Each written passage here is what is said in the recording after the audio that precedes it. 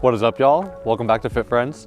So today I'm going to show you guys how you can get a good amount of negative camber without having to buy a single part.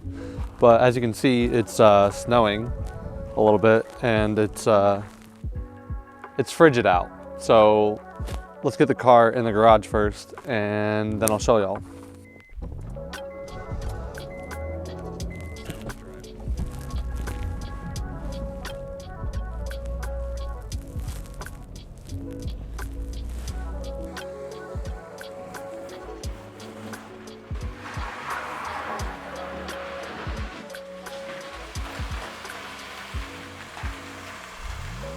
So I'm gonna be honest with you, it's kind of worse in here because I don't have the sun, but I'm not working in snow. Anyways, so I'm gonna show you guys how you can get some negative camber. You can see right here, I have none, really. And I'm gonna show you guys how you can get, probably up to like 3 degrees, I think is what I have. So I'm gonna show you all how you can get up to about 3 degrees and you don't even have to buy a single part. But I'm not gonna lie, this only works if you have a McPherson strut car. So if you don't have a McPherson strut car, I don't know what to tell you, sorry.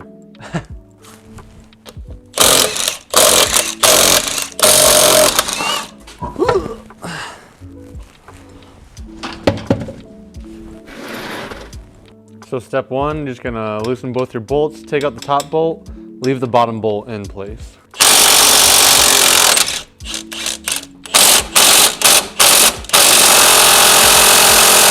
Damn, boy.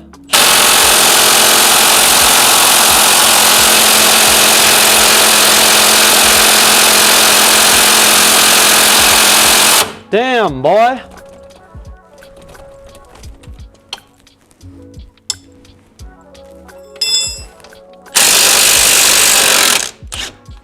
There we go. I don't know if this is true, but I've heard that it's easier to loosen a nut than it is to loosen a bolt. Maybe it's because of the mass, I have no idea. But if you're struggling to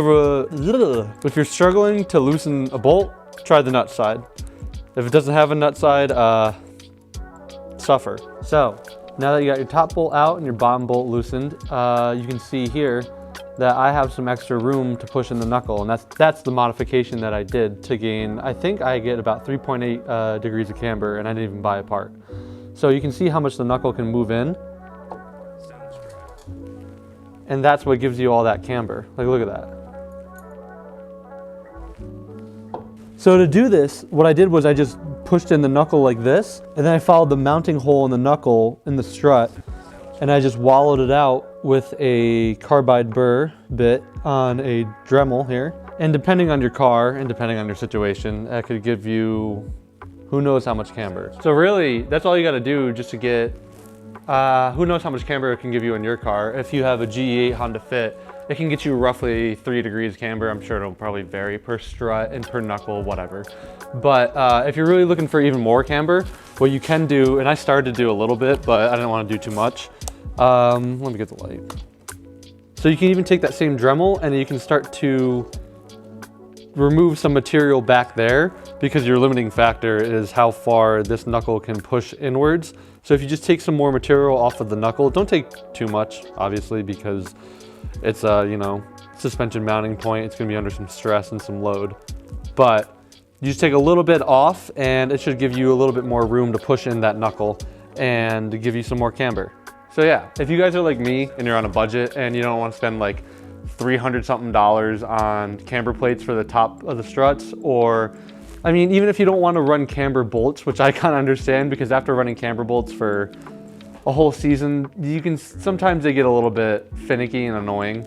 So if you guys just want to get some camber and not spend hordes of money, great way to do it. If you have to buy a tool to do it, you know, at least you get a tool out of it, and then you can use that tool to do whatever else.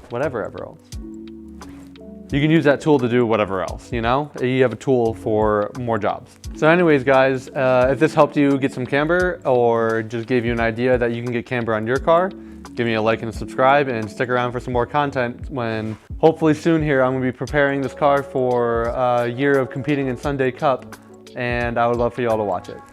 So see you on the next one. Bye. Thank you, sir. Come again.